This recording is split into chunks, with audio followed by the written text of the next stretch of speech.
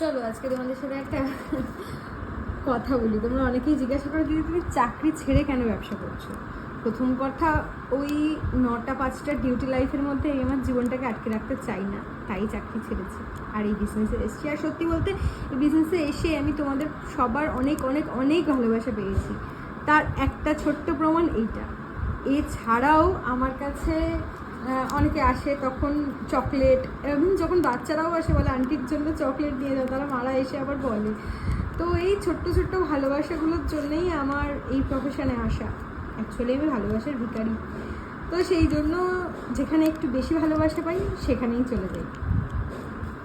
আর এটা শুধু আমার জন্য আসে না, আমার পার্লারে একটা ছোট বোন থাকে যে আমাকে সাহায্য করে, তো সেই বোনের জন্যও সেম একটা চকলেট, শুধু তাই না, কোল্ড ড্রিঙ্কস, চকলেট, মিষ্টি, ফ্রুটি, ইভেন বাচ্চাদের ফ্রুটিগুলোও আমাদেরকে এসে দিয়ে যায়।